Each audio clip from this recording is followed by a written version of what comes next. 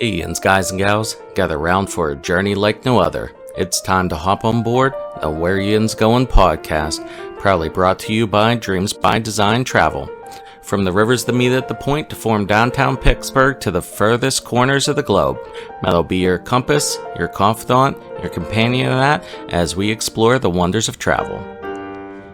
Kick back, relax on your couch, and let the wanderlust wash over Yinz as we discover new horizons and reminisce about old favorites. With Dreams by Design Travel by our side, the sky's the limit. Join Matt on the Where Yinz Goin podcast because when it comes to travel, the journey's just getting started. And now, without further ado, let's give a shout for your guide through the highways and byways of travel, the man with a map, the voice of the steel city, Matt Trader.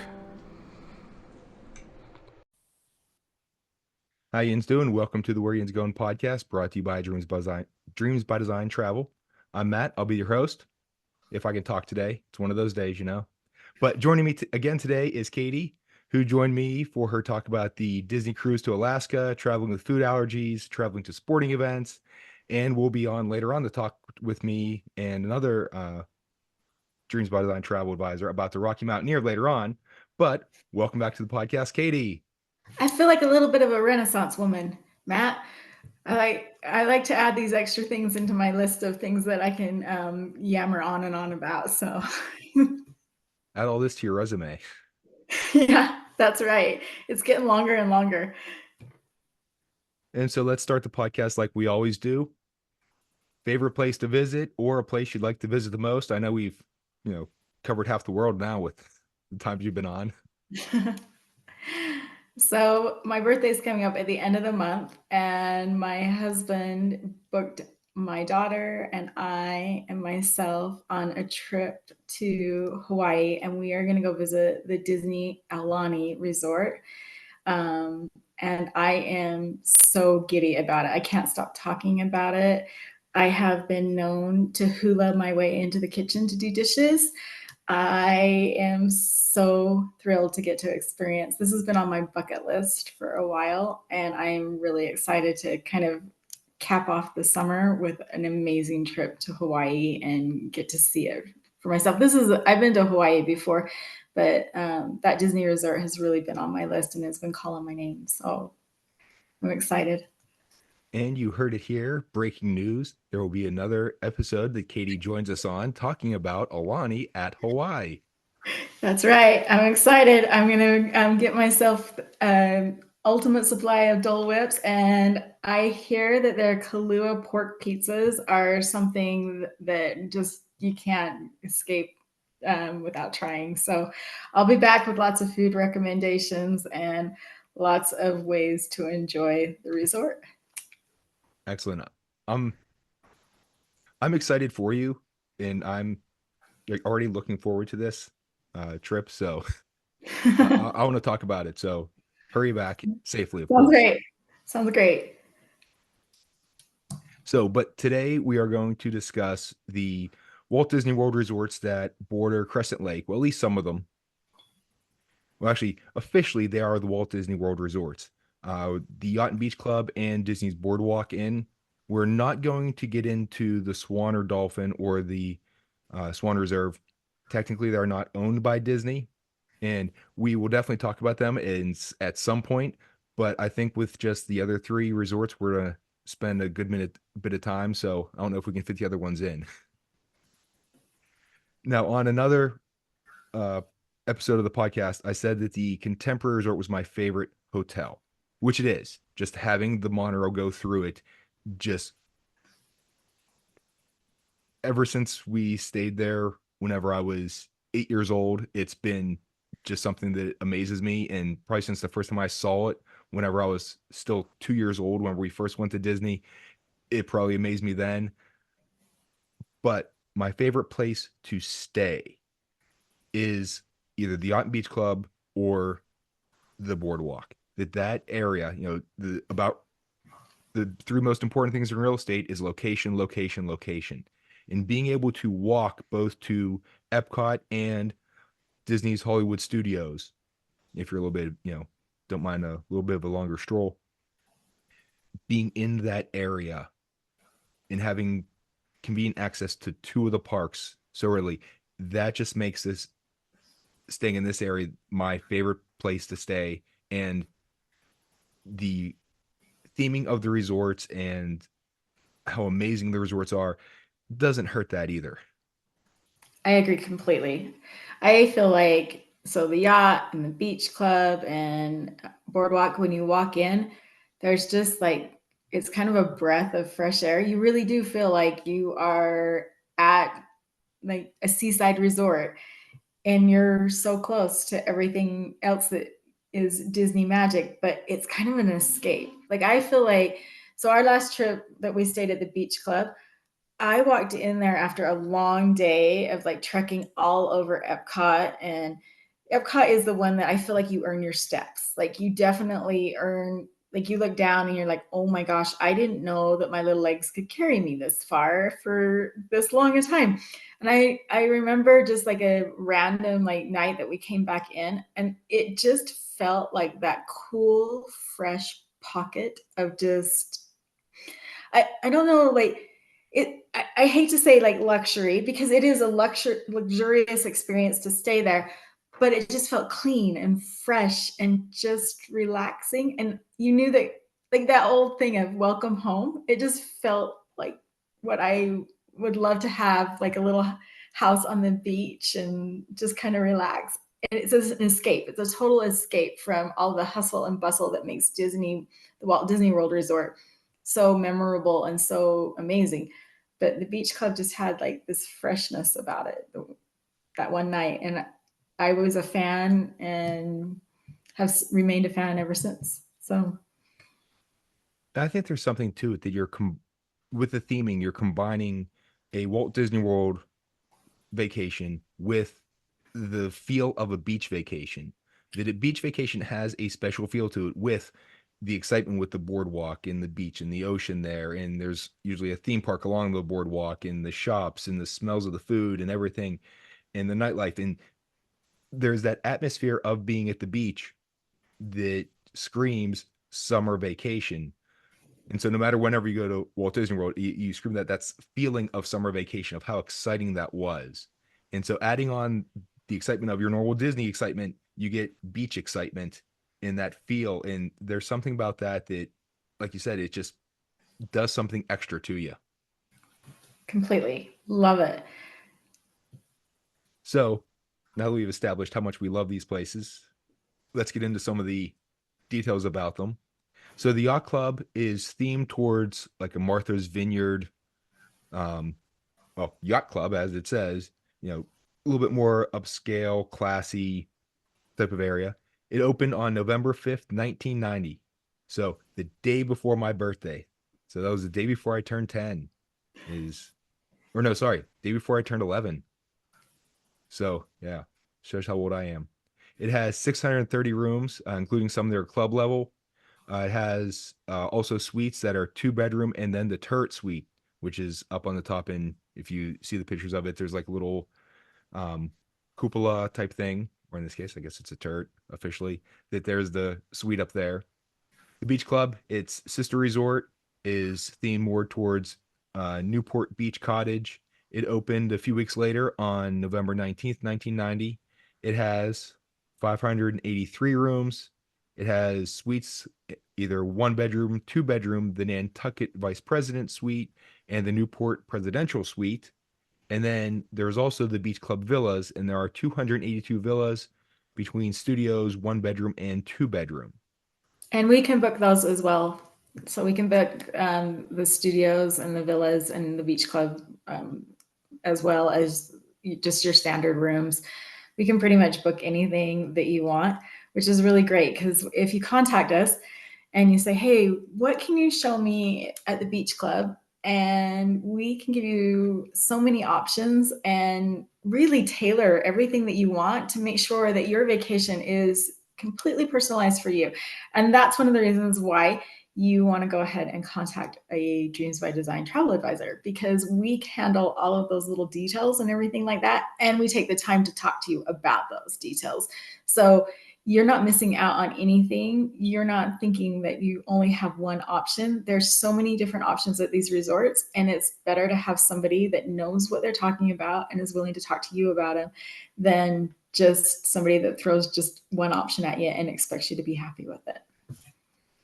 And just wading through all the options that are at Walt Disney World of even just which resort do you want to stay at. It's good to have someone who's been there, done that, and knows them inside and out. And Keeps crossing them off of her list. Oh, that's me. Sorry. but it could be you too, because I've stayed at all three of these. In I have a hard time picking my favorite of which one I like to stay at. No, Although I wouldn't. go ahead. I wouldn't complain. I wouldn't complain. I've stayed at all three as well. I think they all three have kind of a different vibe, but similar. They could definitely be sisters. They're definitely sister resorts. Like you can tell that they have the same kind of feel to them and stuff, but they each have their own identity. And they each have things that make them special, but they're all worth checking out. They're beautiful. And having obviously the boardwalk is themed towards a boardwalk. It's like the Atlantic City boardwalk, really. But having it right across Crescent Lake from the Yacht and the Beach Club, that whole beach nautical theme just permeates the area. So whenever you do walk around, and there's about a 3/4 of a mile path that goes all the way around Crescent Lake. And so it's very easy to walk from one resort to the other, or take one of the friendships across the lake. But just having, no matter where you go, you're in that environment. I think it adds to it. And I think I might go that the boardwalk is my favorite, just because it's a little bit closer walk to Disney's Hollywood Studios. And if you're in one of the rooms that's a little bit farther back along the little canal, it's actually maybe a 10-minute walk to Hollywood Studios. So it's really, really convenient.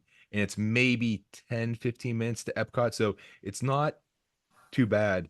That's the one thing that I'm always leery about with using the Disney transportation is if you just miss the boat, then it could be a little bit longer wait. And if it's crowded and the boats don't actually go too much faster than a, brisk walking pace, or, if the monorail's down or whatever, any other delays, your speed, and there's fewer ifs, ands, or buts whenever you're walking.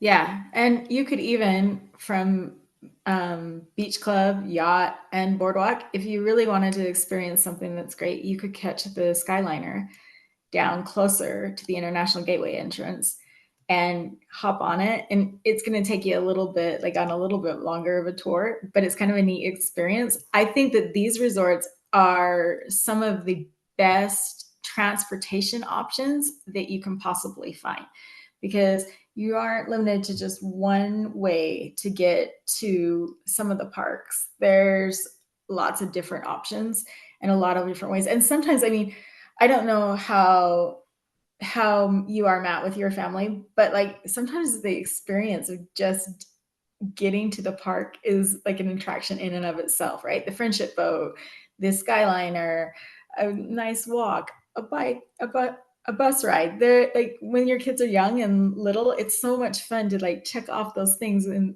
at the end of the day say, I rode this, and this. And that wasn't even when we were in the park. Well, I like just riding the monorail just to ride the monorail. So even now, but even in the Skyliner, we make it a point every trip to ride the Skyliner, not to get anywhere, but just to ride the Skyliner. Oh, some of the views from the Skyliner you can't get anywhere else. Oh, you can see all 4 parks from there. You can see Expedition Everest. At one point, you can see both Hollywood Studios and Expedition Everest, and they like line up on either side of one of the pillars, and it's just an amazing shot. You can see all clear over to the Contemporary and Bay Lake Tower, and then it goes right by Epcot, and you get some amazing views of going behind the World Showcase. That Right. Whether it's if we have a long day at Hollywood Studios or at Epcot, that usually we'll do one of those twice, if not both. And okay, we don't want to wait in line anymore. We'll go over and we'll take the Skyliner on its entire route, either from Hollywood Studios to Epcot or Epcot to Hollywood Studios. And we'll spend time at all three of these resorts. So we'll walk around the boardwalk and we'll go to the Yacht and Beach Club just to walk through them and just resort hopping and just to see what they have and just to experience the environment. That this is like a must stop on every trip just to go and just be there. I agree. And the with all the transportation options you said, yeah, you can take the buses from all three resorts to other places. There's the Friendships, there's the Skyliner. And if you have a park hopper, if you want to walk through Epcot, you could take the monorail to Magic Kingdom Park. So having your options, and of course, if you ever wanted to drive, we always rent a car just because of where we normally stay in the Saratoga Springs or Old Key West because of the Disney Vacation Club. You know, that's the rooms we get, and they're the most bang for your buck with how many points you have to spend and all that. So it's economical. So we drive, but even with that, it's in this area, it's just so fabulous. You really can't, like, if you're looking at staying deluxe at Walt Disney World Resort and you're kind of tossed between where do I want to spend my time at? I absolutely love the monorail line hotels. I think that they are amazing, but I think that these Crescent Lake resorts give you a little bit more options in the fact of vicinities of the parks. Like you have two parks that are right there that are easy to get to or easy to just kind of hang out at. And like we said before, they just have their own vibe to them. They have this like nighttime on the boardwalk is its own like experience and so much fun. There are people gathered around enjoying slices of pizza and enjoying some of the like the street performers and things like that. There is a lot to do in this area. And I think that I think that whether this is something that is an everyday thing that you're like, we stay here all the time, or if it's maybe a splurge that you're like, I just want to experience, I don't think you can go wrong with these three resorts. They really are incredible. And I've stayed at all of them. And like Matt said, I really can't pick a favorite. I love them all. I love Boardwalk for different reasons than I love Beach Club, and I love Yacht Club for different reasons than I love the other two as well. They're just really good. Disney did right by these resorts. They are amazingly spacious and lovely, and they just feel good to be at. Absolutely. And having Crescent Lake there, and it's not as big as Seven Seas Lagoon, so the resorts are closer to each other, and just the views and the photography options of, you know, oh, this is an amazing shot, let me take a picture. Oh no, 3 steps later, here's another amazing shot, let me take a picture. So I think Katie mentioned on here about taking like, do I really need another picture of the lighthouse at the yacht club? Yes I do. I didn't get in quite this lighting, so One of my favorite pictures that I have like on my phone and one of my screensavers is golden hour. That perfect time where the sun is just starting to set and it's like the pink and oranges and gold of the sunset, and it's right there with the lighthouse, and it's just it looks like something that you would see on a postcard. It looks like somewhere that if you showed your friends this picture, they'd be like, where did you go that you could see something so beautiful? And then you get to say, I was at Walt Disney World. So I was having a churro at noon and then wandered over and got this amazing picture as I was headed back into my resort. Just beautiful. Like, I love that picture. It makes me so happy. And I try to replicate it every time I go, which is the reason why there's probably like 40 pictures of the lighthouse at golden hour on my phone. So, and not even just at golden hour, is if you're over by the lighthouse in that area of the yacht club and looking back towards sort of like where France is, and you can see the Eiffel Tower stick up. That's where the sun comes up. And so if you were a morning person like me, that I would get up, and this is whenever I went by myself before I was married and had kids and all that, that I'd get up early in the morning and I go for a walk around Crescent Lake. And just take pictures. And You would have those never pictures, ran into me in the morning hours around Crescent Lake. The only time I'm a morning person is if I'm rope dropping. That's all. I'm not getting up for a walk. That's not happening. so I was up for the walk so that I could, be in, like mid-season form by the time rope drop came. It wasn't still the groggy, I'm ready to go. I've been here. It's that wake up more in the morning walk, get the blood going. But some of the pictures in the morning too, you get the magic hour thing from a different perspective, and the lights in it from the opposite side. So they're equally as beautiful, just different.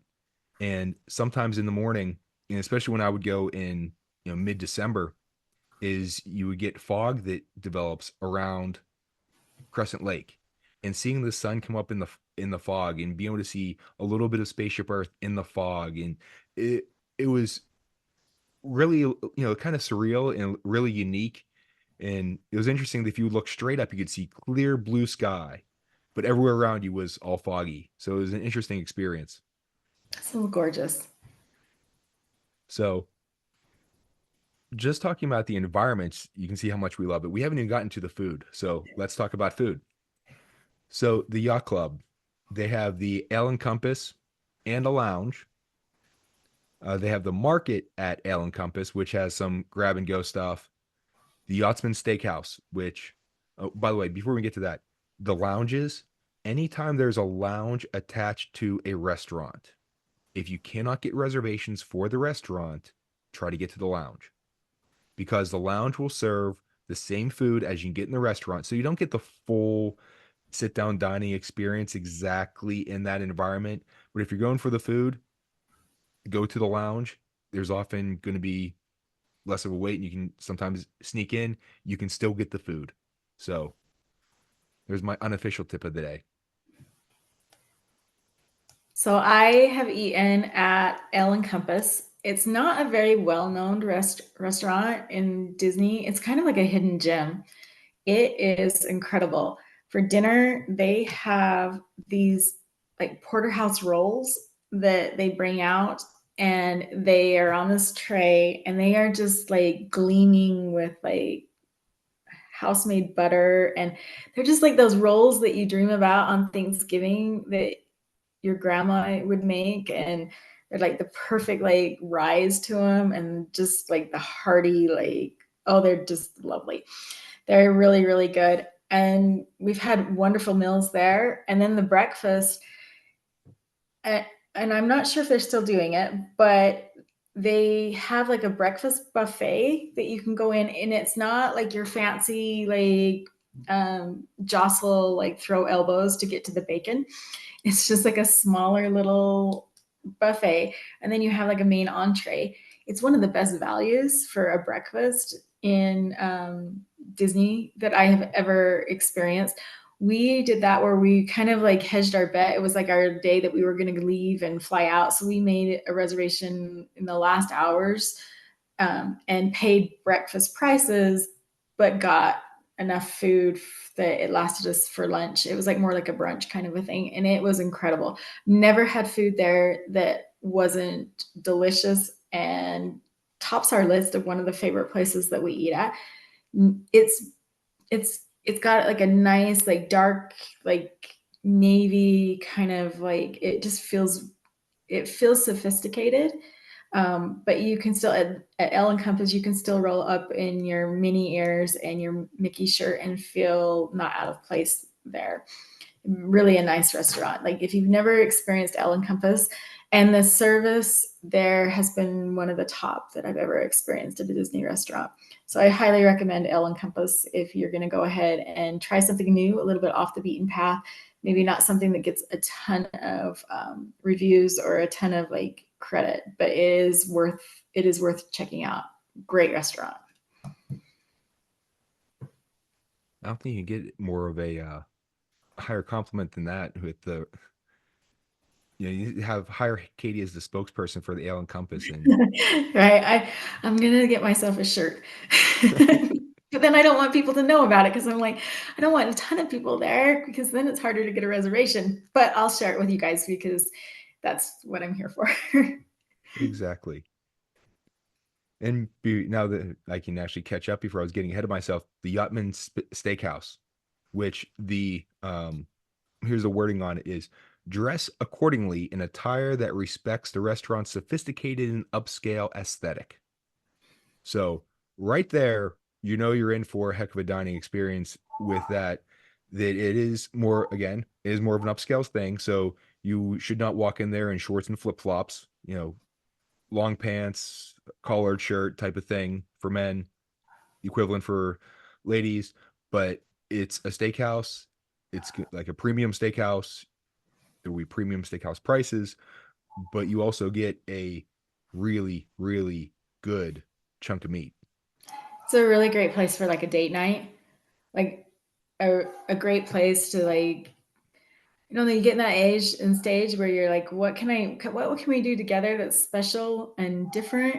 And this is like a great restaurant to go and experience as a couple. It's totally, it just feels nice. It feels nice without being stuffy, but it's that chance to go ahead and throw on that dress that you pack every single trip that you never actually wear, but you just want to have it just in case. And it's a good way to get like extra points.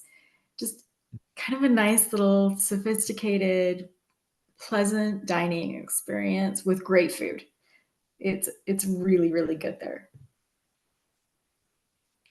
And I don't want to discourage you from bringing kids to it because kids are allowed, but since it is going to be a steakhouse, it's along those lines, and they have other things that kids will enjoy too. But I would recommend going with a little bit of an older crowd, waiting until your kids are at least teenagers to go there if you're going to bring the family.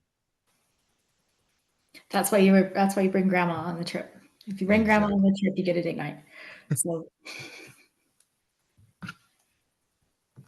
last one at the yacht club is the Cruise Cup Lounge. It's a nice little area. So back before I had the food issues, those didn't start until college. So we stayed at the yacht club. I want to say it was one of them, Yacht and Beach Club. One was in 1992, and then the other one was, I think, 95. So it was back-to-back stays that we were in one, then the other. So we got that same area. So it tells you how much we liked it. That we ate there that we had the lunch of the one time.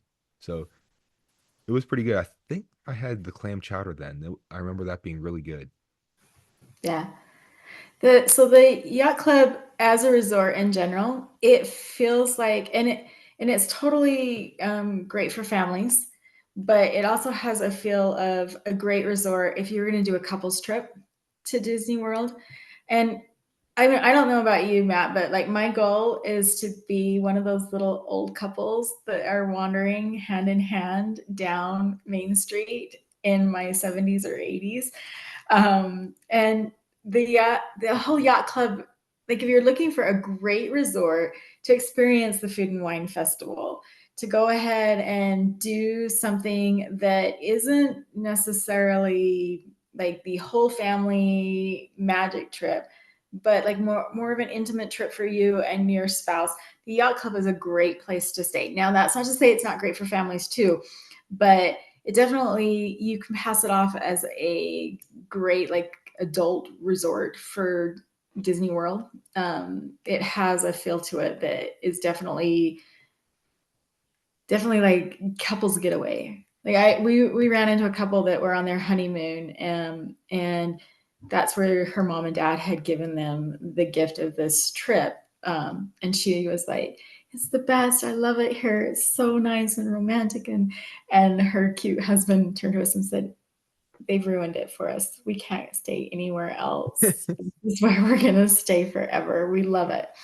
So that's kind of my feel about, I think all resorts at Disney World have kind of a vibe to them. Like my opinion of that vibe is probably different than a lot of people's, but the yacht club feels like to me that if you were planning a couples trip and you wanted to go, or a girlfriend's getaway, and you wanted to do like have the access to the pools and everything like that, but still have like the kind of more of a like place that you can land that has a sophisticated feel, that's the yacht club.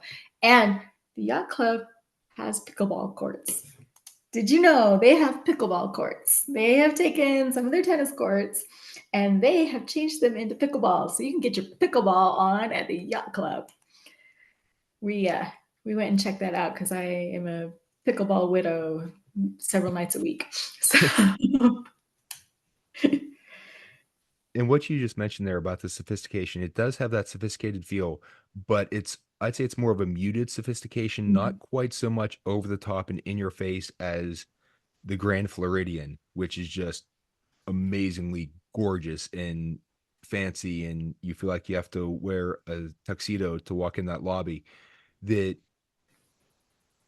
the yacht club still has that, like you said, it's perfect for a romantic little getaway. It's like it is on Martha's Vineyard, that it's going to be, it's like a it's polo like shirt and Bermuda short as opposed to a tuxedo.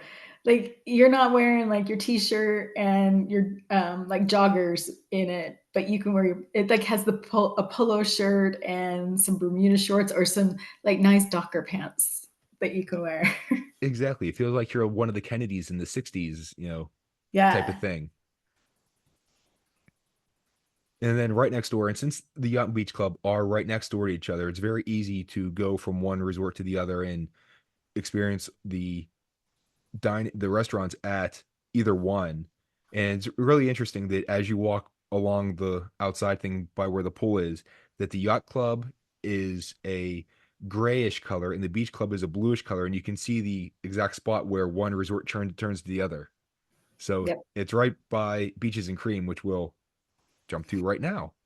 That this is one of my favorite places to get a snack in all of Walt Disney World.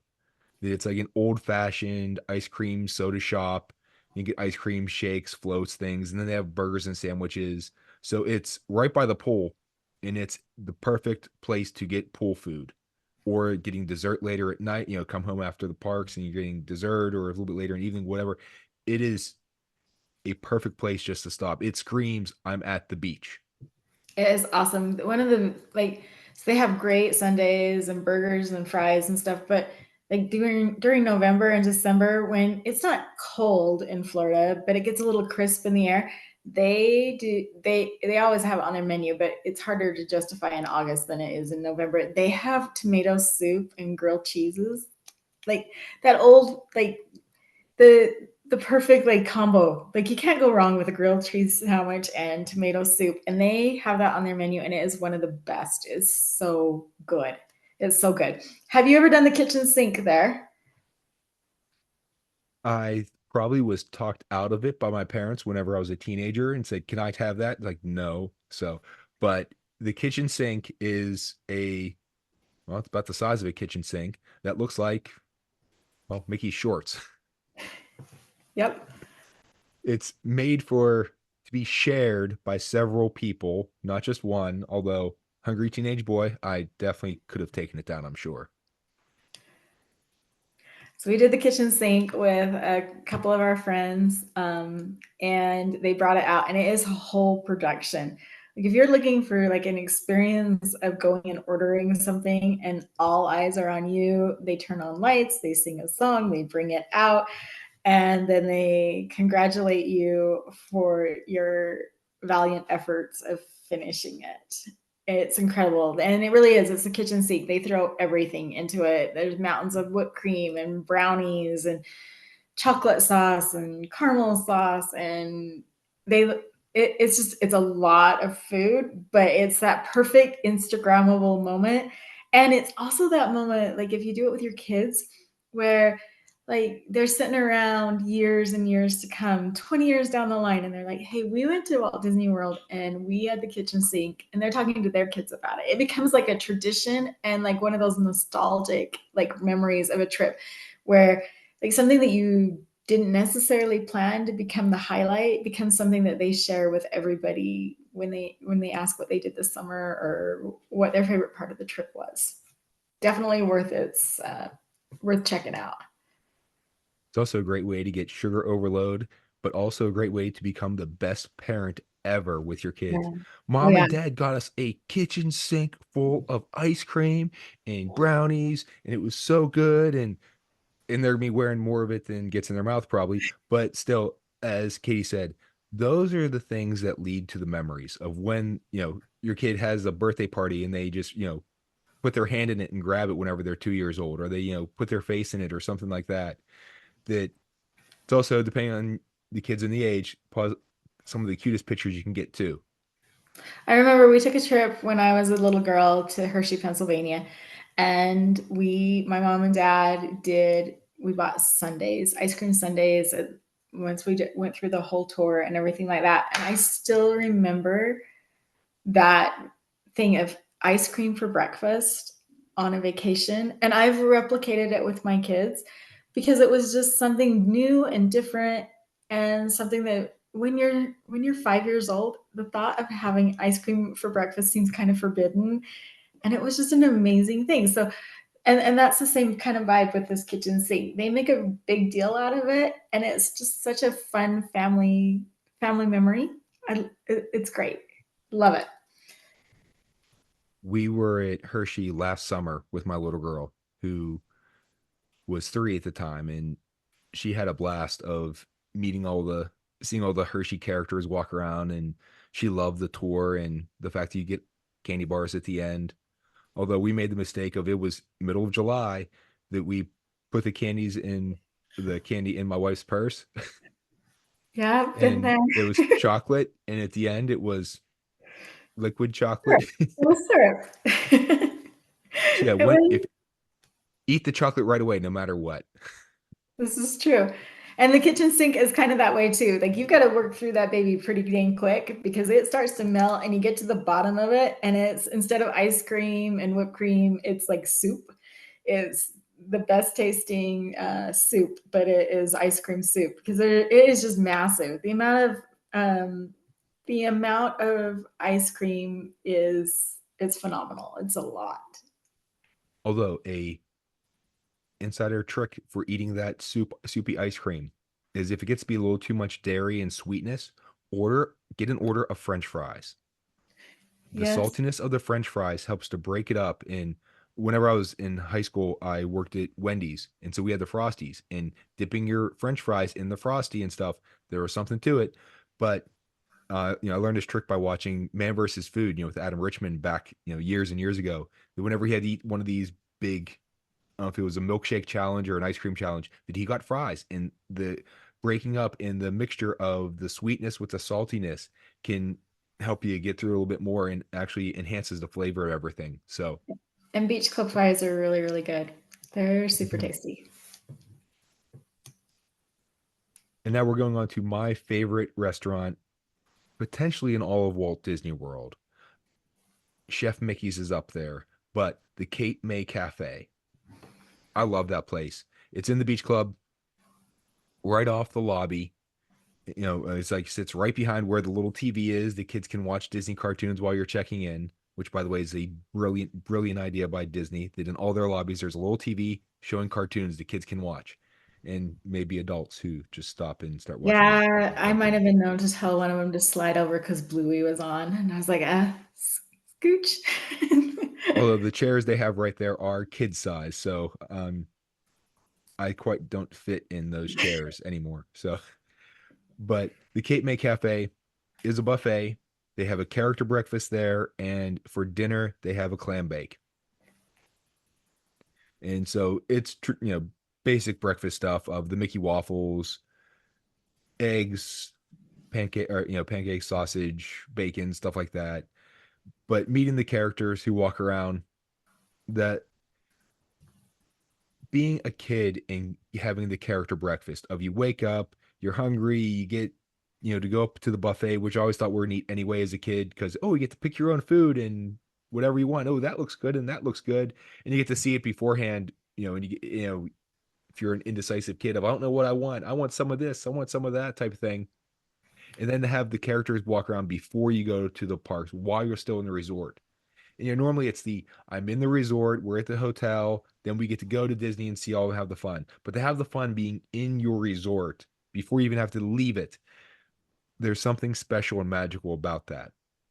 And each Disney character dining experience, the characters dress to whatever the theme is of the restaurant. So at Cape May, they're kind of dressed up in like their cute, like beachy, like stroll on the boardwalk kind of outfits. And and, and if you go over to like Chef Mickey's, they're wearing their chef hats. So it's kind of like a different way of like seeing, like, it's kind of, as a kid, it's so great to see that, hey, Mickey wears something different, or Minnie has this dress or that dress. And you can take those pictures and make kind of a collage of the things and the memories that you have in the different resorts that you've stayed at, just purely by the pictures that you have at the different character breakfasts. And then for the clam bake in the evening, that a seafood buffet with not just, the warmed over, it's been sitting out all day, stuff that you would get at the normal beach, hotels and stuff like that and restaurants. This is really, really good seafood that I think it's top quality. Like it's you can't compare it to anything like that you've experienced somewhere else. This is like Disney does like a clam bake right. In my opinion, like when you see it, you just know that like you're getting good food, and it's incredibly. I think that like, so the only thing that I can like kind of compare this to is that on our Alaskan cruise, on our Disney Wonder Alaska cruise, they had like a lot of the seafood and things like that, and it was good quality, amazing stuff, and it tasted great, and it was great. This is kind of comparable to that. Yeah, it's like the meal you're getting is like it was a la carte ordering seafood from the restaurant, but you just go up and pick your own. And they do the additional, like you can add an additional order of crab legs to your reservation if you want, and do the whole like crack the crabs and like pretend like they're pinching you and everything like that experience too.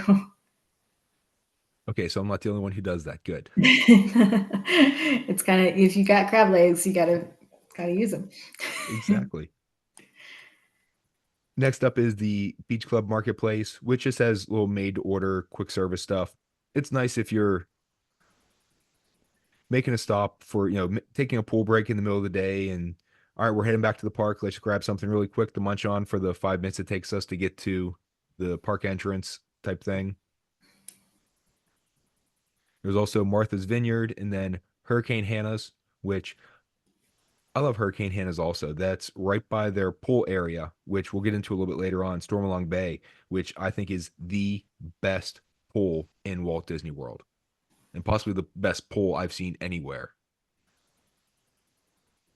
But Hurricane Hannah's just has little burgers, hot dog, basic poolside Hurricane stuff. Hannah's, Pizzas. the full purpose of Hurricane Hannah's is your kids get hungry while they're like enjoying all that is offered, and you're like begging them to get off the pirate slide and to get out of the lazy river and to eat. And this makes like your life as a parent a lot easier because it's just right there, good food, quick service, easy to find, and you're not having to like tell them to go put their shoes on and then they have got to put a shirt on and then they've got to like get dry and everything like that. Cause it is like, it's like a poolside, like your favorite place to like, that you could picture like poolside hamburgers and quick service stuff, but it's poolside. So you're not fighting that fight.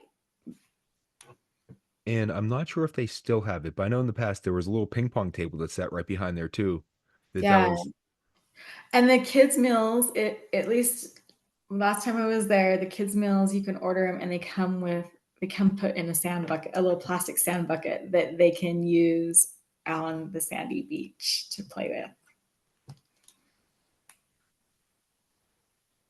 And so before we get into the pools and that beach, let's real quick talk about the market at the El Compass. So besides food, they also have it's a little store, and the Beach Club Marketplace also. They have shirts, sweatshirts, little jackets, bags, little things just to buy. So it's all, they also serve as their retail stores as along with having a little bit of food inside them as well. And you can find some of the like the specialty merchandise. So if you want a Christmas ornament that says Beach Club on it from your stay, or you want to grab that baseball cap or like the t-shirt that is just for the yacht club, then that's where you're going to find those things at. Yeah, the especially themed stuff. And if you are a DVC member, they also have a few things that are themed to that as well. But Stormalong Bay, which, as Katie mentioned, has the shipwreck slide. It also has a sandy bottom pool. So it's a swimming pool that the bottom is not hard concrete, it is sand. And if you're up early and you're walking around there, you get to see how they do the filtration of it and how they clean the pool. That there's a special machine that like will suck the sand up in the water up, and it then spits it out and it filters, I guess, inside this thing. It was really cool to see. It's an interesting thing. So, Katie, next time you're there, when you're getting your coffee in the morning on the way to the parks, the rope drop, maybe you'll walk past and see it. You don't have to be on your early morning walk around the. Yeah, well, you're talking me into it. I think that I might be able to like get myself up and going. It's not that I don't get up and get going. I just get up and get going and like hit the park early and miss like all of those like extra little like sparkle that comes with a morning stroll around Crescent Lake. I'll have to rethink my plans one day. So, Well, but that's the great thing about these resorts too, Matt. I know that you know this, but let's say that you're doing a trip that's 6 days long and you're like 5 days at the park seems like we're good. I don't know what to do. These resorts are the resorts that you can book and stay at, and you don't have to feel guilty about having a resort day. Like you can stay and swim at Stormalong Bay. I mean, some of the problems that I've had previously is that trying to get my kids out of Stormalong Bay to go do the parks, because it is that incredible. It's like a water park experience, but right there at your resort. So incredible. A park, like a resort day here at beach or yacht club, is going to be well worth your time and is totally a way of kind of like taking it easy, sleeping in, grabbing a leisurely breakfast, hanging out at the pool, doing all of the activities at the resort that you see, oh my gosh, the resort offers all of these things, but we've missed them because we didn't have time to do them because we were doing all of the great things inside the park. Well, you could even do your entire vacation just at the Yacht and Beach Club and not go to any parks whatsoever, and you could still have a fabulous time. I mean, I just agree.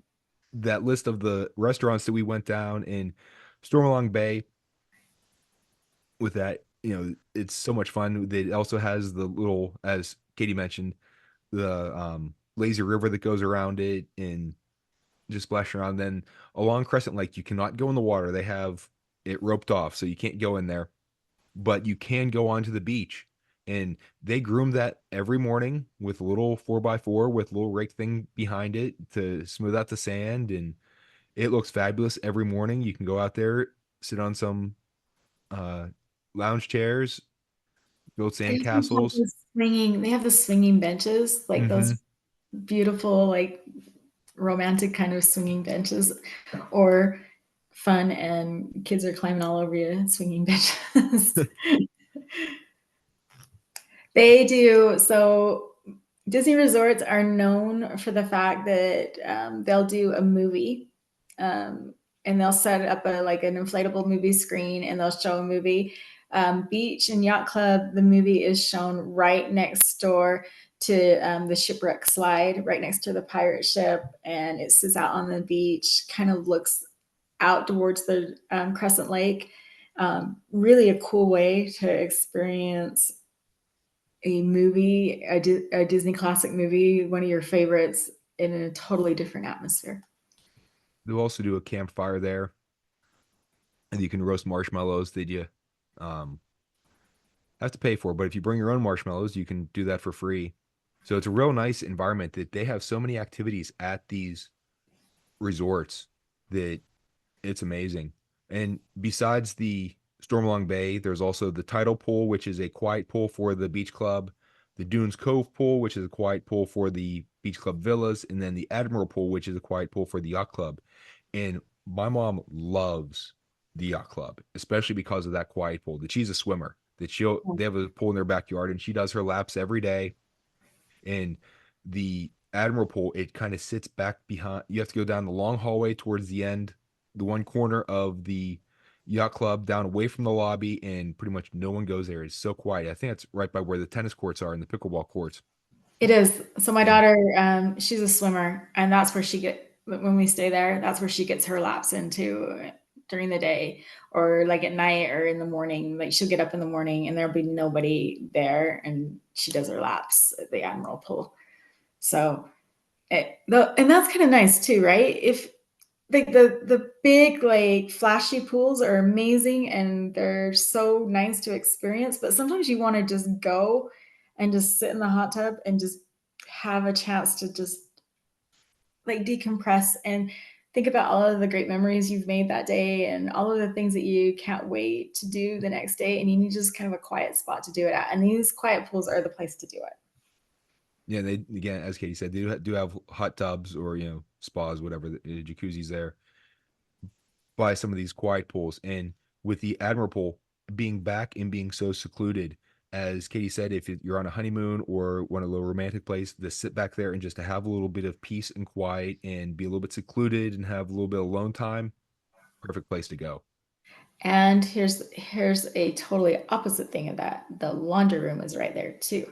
So if you spilled your Mickey bar all over your front of your shirt, it melted on you, or you did the kitchen sink and you have proof of the kitchen sink all over you, the laundry room is right there, and you can go ahead and throw your clothes in and still enjoy like a relaxing experience as much as possible when you're doing your laundry at the resort. What better place to do laundry than at the yacht club? No, By even the laundry pool. feels good at Disney World. On Crescent Lake, they have pontoon boats that you can rent. They also have fishing. You can go on guided tours. It all is all catch and release though. And I'm kind of sad that they discontinued the little sea racers, the little miniature speedboats. Those are always Yeah. fun to see zipping around out there. You know that there was somebody that caused problems and ruined it all for the rest of I us. say You that's why know. we can't have nice things. This is right. This is right.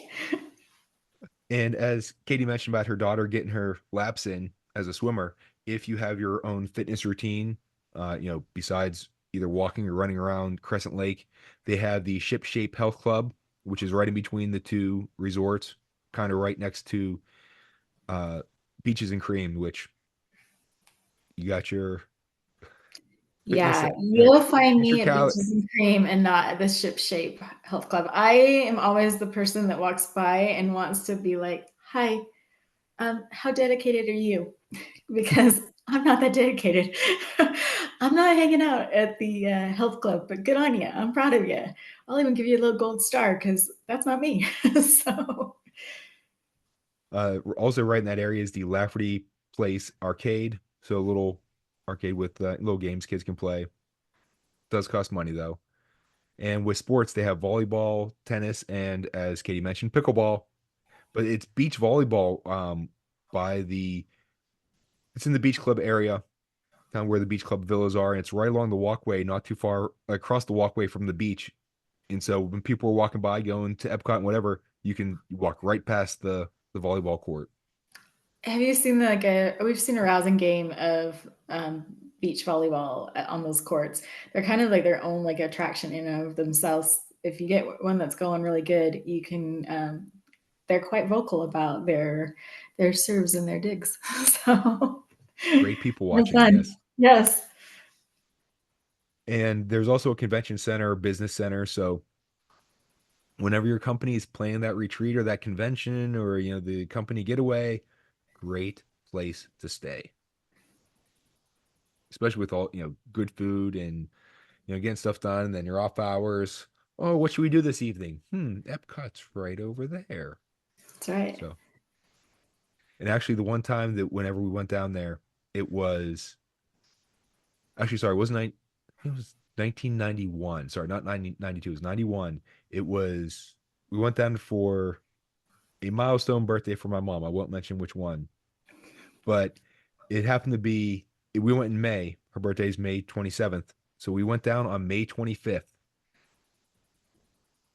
Or actually, we went on May 26th. May 25th, this is why I remember this date, is the Pittsburgh Penguins won their very first Stanley Cup on the 25th, and we went down to Disney the next day. So it was kind of a extra celebratory thing of, yes, my favorite hockey team just won the Stanley Cup. We're going to Disney World. So, I can't but believe we, they didn't ask you for a commercial on that, Matt. so, I think that's more of a football thing, but we missed a little bit of school, but the way we got around that is that, especially my sister, who was seventh, eighth grade at that time, is during one of the pool breaks that we took, is my dad and my sister took one of those old camcorders that we rented down there, and they went to the different countries, and my sister did a little talk in front of it about what each country about each country and what they had and things along those lines. So it was our educational stuff. You know what though? I mean, you say educational, but there is a lot of things that you can learn. Oh, Like, especially the culture. Hmm. yeah. I mean, if you think about a Disney World trip and you think about like Epcot and the fact that you kind of get that first little, like, your kids get that first little, like, dip their toes into like a different place and learning about a different culture and stuff like that. You don't know what kind of spark you can ignite, and you don't know how much like they might be enthralled with one different place and how that changes like a trajectory of their whole entire like educational experience.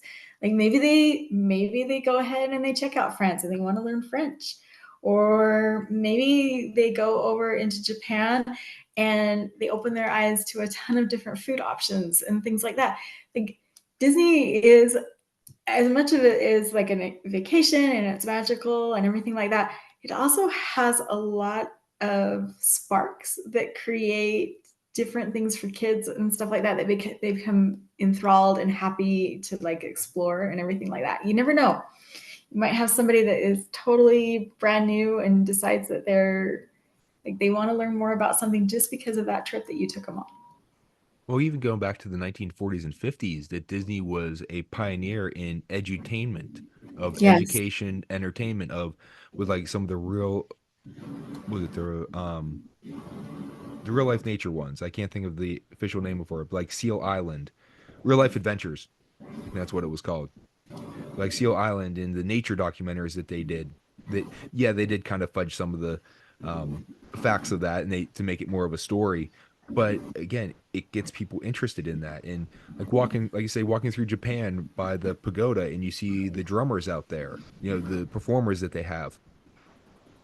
Maybe it sparks something, and the having the cast members from those countries actually work in those countries in Epcot, it leads to a very authentic experience that you can talk to them about their country and what it's like. And it's a great opportunity to get the exposure of going to different countries without leaving home. Well, without leaving your country, no passport needed. No passport, no problem. Just head there. Is there anything else you wanted to add about the Yacht and Beach Club? Nope, just stay there Well, and book it with us because you will not regret it. It is incredible. I love those two resorts. They are so nice. And nice doesn't really, like, nice is kind of like downplaying them. There's something comfortable and just, they're just good. They're just good. the other thing is during Christmas, and that's usually when we go in December, the decorations are I so was amazing. hoping you would talk about this. Because I didn't want to be like fangirling on the carousel. So So throughout, it's several different Walt Disney World resort hotels. They have giant gingerbread displays, and whenever on the Magic Kingdom Resort episode, we talk about the one that's at the Grand Floridian, which is amazing. But at the Beach Club and the Boardwalk, they have gingerbread displays, and the Yacht Club has its own little thing. But there is a carousel that they build out of gingerbread at the Beach Club that's in the lobby, and it's and really neat. Go it's ahead. huge. Like, it's not like a little tiny, like, it is like a full size, if you want it, like, you can't get on it, but it is a full size carousel. Like, it's full The, size. it's like one of those little kid ones that you would find in amusement parks or in the mall. That it's probably a good 8 feet across, and it's probably about 8 feet tall with the top of it and everything, and the little things there that a little kid could sit on them if it's behind a little fence, so you don't want to crush you or anything. We don't But it's encourage all, that. yeah. Please don't destroy the scenery or eat it, even though it's made of actual. Everything there is made of food, and they have the list of ingredients, and of course, the list of ingredients that they have there is like written on this little scroll that is made of gingerbread, and it's written like in icing. So of course. And the horses have different themes. Hmm. So yearly they change the different themes to something different. And then off to the side, they have a little table kiosk thing that you can purchase gingerbread and the holiday treats and things like that. They also have gluten-free gingerbread there. So you can go ahead and pick up like a gluten-free treat if that's something that you need. But they have like a chance to taste like the actual, because you go in and the smell of the gingerbread just kind of it overtakes you and it makes you kind of drool. And so it's good that they have this little area that you can go ahead and pick up your own gingerbread at. Yeah, because the gingerbread that they use to make the displays, they start making that around, oh, January. So I wouldn't recommend eating that. It's probably not going to be quite so tasty. But the stuff they sell, that's fresh. So okay, that's good. Do you know what they do with it afterwards too, Matt, when they take it down? Yes, I do. So when they take it down, they go ahead and that's how they feed bees. Like, how cool is that? Like the circle of like you get to enjoy these. Because here's the thing: if you are thinking about a trip during the holidays, the decorations alone keep me coming back to Walt Disney World Resort during the holidays. I love the decorations. They are Christmas holidays, like in they're just like everything that you think about and like makes you warm and fuzzy inside. But then the fact that they take these gingerbread pieces and they feed bees with them afterwards makes me so happy. I'm like, oh, little bees are experiencing their own little Disney magic. Especially because Katie's from the Beehive State, so This it's is right. pretty close to home.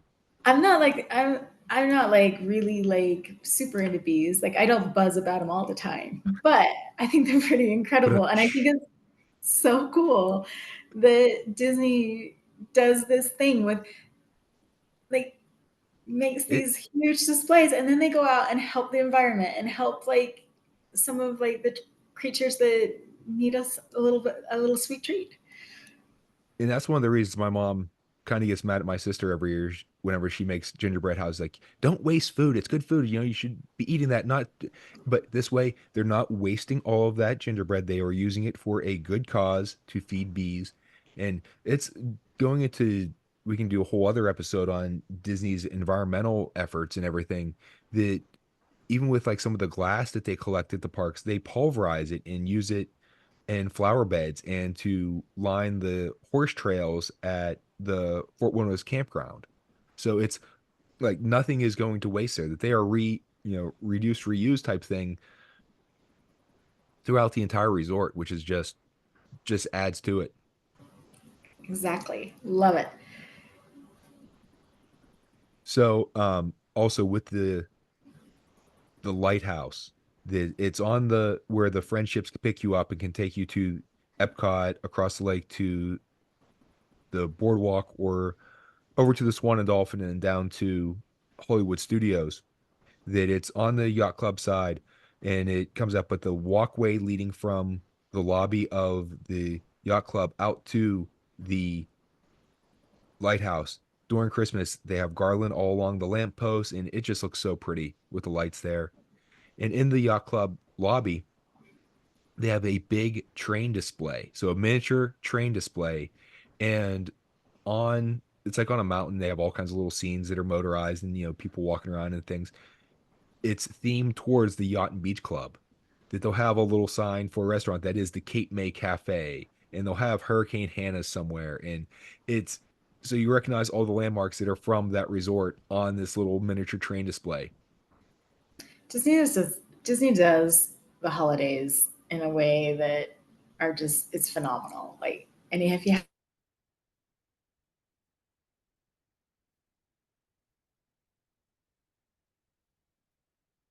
And we are experiencing some technical difficulties.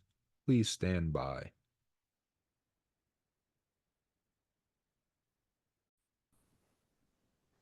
And we're back. We had a slight power outage, but now we're ready to start talking more about the Yacht Club at Christmas time. So we were saying about their miniature train display, and they have all the um, little scenery of the display is modeled after the Yacht and Beach Club, which is really neat.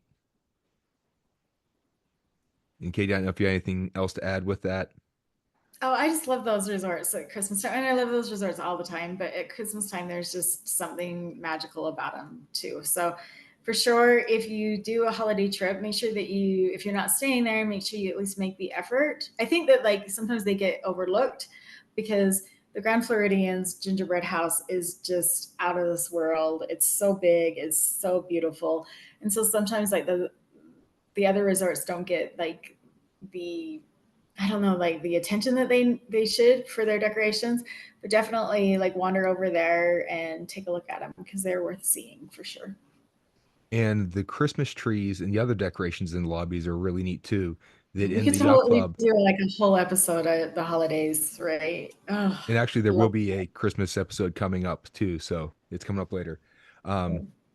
The like the Christmas trees have sailboats as like their decorations, so it's just so much into the theme of the resort. It's really nice. And one, So little like thing about me, like if I like travel advisor is really my dream job. I love doing this job. It makes me so happy and brings me so much joy. But if Disney were to happen to email me and say, "Hey, Katie, we would like you to check, like, to pick out all of the decorations that we use for our Christmas trees at our resorts," I would not have a problem with that. I think it would be super fun to like make the themes and do the like the vision, see the vision come to life and decorate the trees and do the garland and hang up all the stockings and all of that stuff. I just, oh, it's so cool. Like they are so good at their jobs. So good. and that's a year-round task too. That once they take the decorations down in early January, they start planning for the next year. And they have like these huge, massive greenhouses and stuff. There's like a big one behind Animal Kingdom that they grow all of the like poinsettias and all of the things that like the plants that you expect to see during the holidays there. Really cool. And one other note about the Yacht and Beach Club, it's I've seen it specifically in the Yacht Club lobby, is a big globe that's not quite geographically accurate, but it's fun to look at and has like a sea serpent there, and so it's like what you would find on a mythologicalized, if that's a word, map from like the 1600s or something. That it people mapping it by hand, so they're not, or drawing the maps by hand and charting everything that's not exactly correct, but Just it's builds just the fun to look at. ambiance of the resort though, like the It adds fact that to it. you're at the seaside. Definitely. So, and the fact that it is inaccurate also adds a little bit of storytelling to it. So the cast members will be more than happy to talk to you about it. I've had a few discussions with some of them who helped point out little details on the map. So these lobbies are not, so beach and yacht clubs yacht lobbies are not like the big like take your breath away kind of lobbies of the Grand Floridian, Animal Kingdom. Um, but they have this intimate feel to them. Tons of like nice little places to stop and like catch your breath, nice little lounge seats, couches, waiting for your flight, waiting to say goodbye on your trip to the best trip you've ever taken, starting the best trip that you've ever taken, like a comfortable spot to just like sit. You know that thing of like you can do online check-in and stuff like that. But sometimes you have to like go to the front desk to ask a question, and they're always so accommodating and so friendly. But it's so nice to have like a spot that you can say, okay, sit down. I'll be right back. We're just going to go ahead and take care of this little issue, and everybody's comfortable and at ease. So these lobbies are intimate, more like quaint feelings, something that you would totally expect it, like your favorite little beachside resort. And on that note, I strongly recommend against doing the online check-in. I always I did recommend too. going to the front desk to check in. One, just because interactions with cast members are usually great anyway. But if they're going to sprinkle a little bit of pixie dust, that's when it would happen. So it doesn't always happen when you check in by, in person. But if they're going to give anyone an upgrade, it's going to be someone who checks in person. So there's always that chance. And even just the fact that those cast members, they know that resort like the back of their hand. So they know all of the little tricks and like little things that are like extra that can make your trip just even that much better. They know that. And if you take the time to, I've always found that with Disney cast members and pretty much in general, but with Disney cast members, if you take the time to listen, they always have something that is worth listening to, like some little tidbit, some little gem, something that you didn't know that becomes like an extra part of your story. They're kind of like the adjectives in a story. So yes, I wear a hat, but when you say I wear a brown hat with like tattered edges and little feathers sticking out of it, that brings the picture of what that hat looks like. And the Disney cast members will help you to make the picture just that more vibrant, that more delightful, that more memorable if you take the time to listen to them. And once again, Poetic Katie makes her appearance on the podcast. You make me blush. A crimson blush of like scarlet.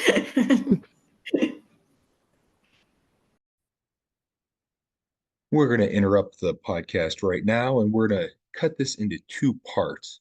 We went close to 2 hours long talking about the resorts here. So we're going to have two episodes that to break it up a little bit so it doesn't go too long. So what I'm going to do here is jump into my travel tip. If you are traveling with younger kids, bring your own stroller.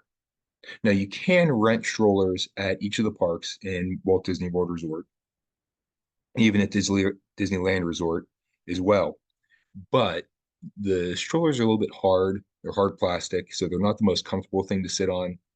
And you're going to spend time in the morning renting it. You're going to spend time in the evening returning it. So having the stroller with you can save you a little bit of time that way. Plus, it's a little bit cheaper. You have to take it with you, potentially checking on the plane, but that's usually not too much of an issue. The other nice thing about bringing your own stroller is that it can leave the parks. That if you rent one from the parks, you cannot take it outside of that park. Now, if you're going to park hop, you can show your receipt at the second park, and then you get one for free, so you don't have to pay twice. And there are length of stay rentals, so it's a little bit less expensive that way as well. So you can get a little bit more bang for your buck. But still, having your own stroller and to be able to sometimes make make the sometimes long walk from the parking lot to the front entrance of the park, or if your little one falls asleep in the car, you don't have to carry them back to the room. You can set them in that stroller. Pay attention to the restrictions on stroller sizes and other things that aren't allowed. Like there's no wagons allowed in the park. It has to be an actual stroller. Although they are pretty lenient on, well, not lenient. They're going to be strict on the rules there. But the sizes that are allowed are decent size. So I've seen double strollers and bigger jogging strollers. Another nice thing with the stroller is that you can use it to carry stuff. So you're not going to be a pack mule. We put waters on the bottom of it. We have leftover food. If we buy a souvenir, we want to put it there. The ponchos can go there really nicely. And if your little one wants to walk and you're carrying a bag with all the stuff in it, put the bag on the stroller. That way you can save your back and your muscles a little bit. So I highly recommend bringing your own stroller. One bad thing about it, though, is that if you are going to take a bus between your resort and one of the parks, the stroller must be collapsed. So you got to be able to fold it up. So practice at home. Make sure you can do it fairly quickly. On the monorail, you do not have to fold it up though. So you can just push that straight on. And now we're going to move into our contact information.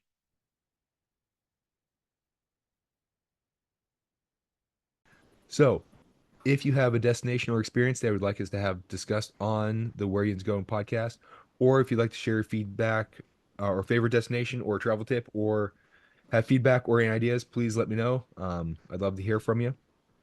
If you're already working with a Dreams by Design travel advisor, please continue to work with him or her. Otherwise, Katie, how can people get a hold of you? My social media, Facebook is Dreams by Design Travel with Katie. My Instagram is Katie Dreams by Design Travel. And you can email me at katie@dreamsbydesigntravel.com. For me on social media, I'm at Matt with DBD on Facebook, X, and Instagram. Email is Matt, MATT, @dreamsbydesigntravel.com. The website for our company is dreamsbydesigntravel.com. All this information is in the show description. So if you'd like to contact us to book a trip or have any questions, you know how to find us. You don't have to actually write that down now or have a photographic memory. Katie, as always, it's wonderful to have you with us again. This is my favorite part of my one of my favorite parts of the things that I get to do. I love chatting with y'all, and I hope that you find what I have to share helpful and useful. Yeah, and Katie will be back to talk about the Rocky Mountaineer, and then eventually have her back to talk about her trip to Alani, and possibly talking about water parks at Disney, and we'll have her back for a bunch of things, so don't worry. That's all right. I'm getting my jersey. We're getting jerseys, Matt. That's it. We're getting buying Unofficial jerseys. host. Yes, indeed. So please like, follow, subscribe, leave a review, tell a friend, if you like what you heard, please pass it along. We'd like to get the word out and grow our audience for our podcast. Join us next time. We're Hinat Nat. We'll see you later.